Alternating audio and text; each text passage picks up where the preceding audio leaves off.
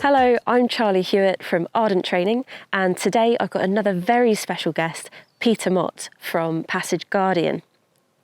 Peter and I met through the Golden Globe race, which is a retro, unassisted, solo, round-the-world race. And my role was as team manager for one of the competitors, Kirsten Neuschaffer, and Peter Mott was providing a service through his HF radio channel, Passage Guardian, and he was speaking to the competitors every day for about 4 months of the race. I've come here to the Marconi Centre to meet Peter today because it's very apt. The Marconi Centre is the place where the very first radio signal was sent across the Atlantic, making history in global communications. Peter's day-to-day role with Passage Guardian, or what Passage Guardian actually does, is provide a service to leisure and recreational sailors that are undergoing long ocean passages across the South Atlantic, the Pacific and the Southern Oceans. And what Passage Guardian does is it monitors vessels' progress, should they so wish, via marine traffic, AIS, via email and via satellite communications. And he's just keeping a friendly eye on these guys, providing them with weather updates, and would be able to alert the emergency services should something go amiss. With it being a retro race, this means that the Golden Globe competitors were only able to communicate using their HF radio for daily communications. This meant that the only people that they could talk to through the whole duration of the race, which was about 8 months or so, would be each other, if they were close enough to reach each other, occasional ships when they passed them, and they didn't actually pass many shipping routes, and some very dedicated HF shore stations like Peter Mott. And so the service that Peter provided put the competitors at a distinct advantage and was an incredible resource throughout the race. So yeah, that's a brief overview of what Peter and Passage Guardian does, and next up we're going to go ahead and meet the man himself. Hello Peter, thank you for joining me and all our Ardent Training viewers and students. It's really nice of you, and I'm lucky to have caught you whilst you're here in Cornwall. My pleasure. Great to be here. Thanks for the invite, and what a wonderful place to be. Oh, I know. It's just it made absolute sense, didn't it? Of course. Absolutely. So, firstly, can I ask you, how did you get into radio operation? Did it start from sailing, or did you come via another route? Well, as a young fellow at the age of 12, I got interested in the wireless, as I called it, and continue to call it. So, in fact, radio has been a part of my life. I've been a licensed amateur radio operator for some 50 years, and I spent a good number of years actually working in the radio and broadcasting industry as an engineer and as a technician. So, worked in all facets of radio, including sound engineering.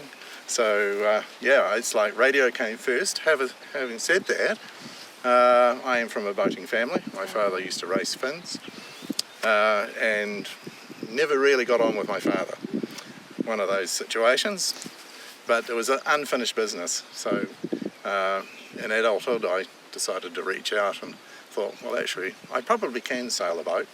So my first experience was a P-class sailing dinghy in Christchurch, and I was tied to the mast by my father, and he went out on a southerly gale and ripped me around the bay and put me off sailing forever. Oh, blimey. So have you done any sailing since then, or absolutely, is that it? Absolutely, yeah. So Angela and I bought a 34-foot sloop in the 90s, and spent quite a lot of time on the Hauraki Gulf, Auckland, New Zealand, and learnt to sail there. So coastal sailing, no offshore sailing with a sailboat. Not long after that, Angela decided that probably we needed to do something different, and we bought a big powerboat, which we had in charter, and so that was my entry to power. And after that, our last boat was in fact a Nordhaven 47 trawler, which we purchased in Portland, Oregon, and I steamed to Mexico in her, and so spent quite a bit of time offshore on that power vessel. So I've got enough knowledge of sailing and of boats in general to be dangerous. I've always had a strong interest in the wireless, in the radio communication side of things, obviously, and meteorology, all things weather, take a very high level of interest for me as well. So the combination of weather, radio, and boats are my... I can see how that all comes together It makes up Passage Guardian. That's wonderful. So you speak to, or you have over the course of the Golden Globe race been speaking to these competitors daily on the radio over a course of months, and you were able to then meet up with some of them in person in Les Sables d'Olonne. Is it very often that you get to meet the people that you speak to on the radio? It's almost rare, almost never. Yeah. Almost never, very rare. People, sailors come in and out of my life on the radio. Yeah. And some of them, it feels like I've known them all my life. Yeah. But I've never met them. Another example. Well, so a really good example of that is Jean Socrates, a very well-known yachtswoman. Yeah. And she's done several circumnavigations and holds a number of records. So twice I've talked to Jean on her yacht, Narida, as she sailed past, as it were. So that's all of the Southern Ocean and large chunks of the Pacific Ocean as well. So, and in fact, I actually went out of my way. I thought, after a couple of years of doing this, I said, John, I've got to meet you. And she actually landed in Australia, and so I hopped across the ditch, as we call it, and we found her in Sydney. So I've met Jean.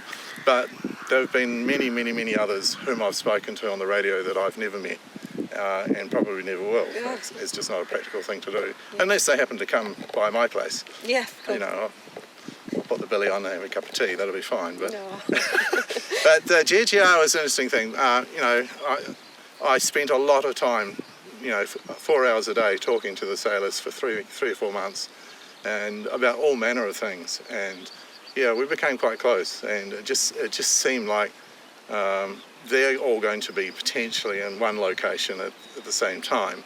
And the obvious thing was for me to try and find them. Yeah. We had already planned the trip to the UK to come here, in fact, to where we're standing today, and see other things as well, of course. But this was a high on the bucket list item. Yeah. And we were due to cross on a transatlantic crossing on Cunard's Queen Mary 2, which unfortunately, in fine White Star Line style, was cancelled due to a mechanical problem, and the ship got laid up in Southampton. So we had a whole 7 days where in our itinerary we had nothing, and so made the decision to come to Les Sables d'Olonne. God, that fitted in just nicely then. It's funny how the absolutely, world works sometimes, isn't it? Yeah. So we've met some of the sailors, not all of them. We've met Kirsten, Abelash, Simon, and Edward. Mm-hmm.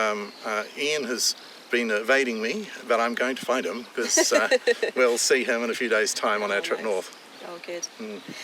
And so when you were speaking to the competitors every day on the radio, what was your daily routine like? I understand you were this took up a big chunk of your days, so what did it involve?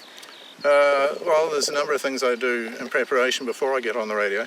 The first thing I do is go and collect up all of the weather forecasts that are relevant for the areas that the boats are in. Quite a wide spread from the lead boat to the tail end Charlie, so different forecast areas. So I'd need to get the latest forecasts from the government organisations that publish them and get them into my systems. I pre-read them, so I'm familiar with them before I read them live on air. That's mostly to make sure that I'm looking at the correct forecast. Occasionally they don't update it, and so and it gives you a sense of what you're about to read. So I'm not reading it cold. So I always do that. I check for any inbound messages for the boats. So there were quite a number of messages coming in from team managers and family and sponsors, and I check those and put them into the queue for transmission to them. Remove any content that seemed inappropriate to tell them. So certainly if there was anything that was inadvertently potentially against the notice of race, I would set that aside and ask them to perhaps reword it or change it. So there was a little bit of activity on that front. So what advice would you give to any sailors that were heading out on an ocean passage with regards to their radio equipment to make sure that they had the best possible communications. If they were installing HF radio, what would you recommend or suggest? That sounds like a really simple question. The answer is actually a little bit more complicated. In fact, there are very few people choosing to put a high-frequency radio aboard their vessel these days. There are people buying boats and seeing this thing above the nav table and wondering what it is and deciding to rip it out so they can put a coffee machine in there. So we live in a different age. We live in the age of satellite communications. You're probably aware of the existence of Starlink, which is starting to provide much lower cost, high bandwidth internet services to all manner of moving objects, not just boats. So all these technologies are circling around us. And the future of high-frequency radio is an interesting one. For people that want to use it as an emergency tool in addition to their repurb, it's well worth having. And it does need to be installed correctly. The difficulty there is finding people that know how to install it and set it up. A good number of them are older than me. But they do exist. So preparation is important. If you have a high-frequency radio, there's two things about it. It has to be installed according to best practice, and you have to use it long before you get onto the ocean. So you need to use it in the harbours, in coastal, you've got to be familiar with it. It's the type of technology that unless you actually natively use it, it's not going to be any good to you in an emergency. Because in an emergency, all sorts of things are going on, and learning how to drive a radio is not going to come to you naturally, or even following some sort of list of instructions. So they're the two things. Yep, you've got to have it installed properly, and you've got to be using it. Yeah, I worry for the future of high-frequency radio. It's probably just for the hardcore people that still can see its value. It's interesting to know that it's still used universally in aviation. So every time an aircraft flies over an ocean, it's using high-frequency radio as its primary communications. A lot of people probably don't realise that. Brilliant. No, I didn't know. And the entire world's shipping has high-frequency radio as part of the global maritime safety system. So, every ship over 300 gross tonnes is required to carry it, operating in certain parts of the world. So high-frequency radio is a long way from being dead. And to give you an example, if you had a high-frequency radio with digital selective calling in it, a modern radio in your boat that's got the red distress button, if you press that button, that is going to alert every ship within radio range that you're in distress. If you don't have a radio with a distress button, you've got no way of contacting a ship because they're simply not listening. They don't listen for voice calls.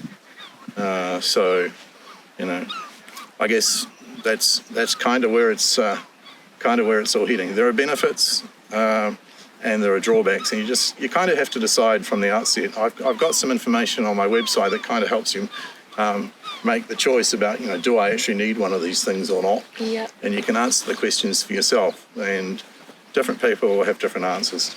I've seen you've got some brilliant blogs on there, and I would totally recommend that you go and check them out. I've got more to write, apparently. The GGR has inspired me to write a few more things. Oh, well, I hope you do. I'll be interested to have a look at them. Yeah. And hey, thank you for speaking to us today. I think the Marconi Centre is probably due to open soon, so we should go and have a look. All right.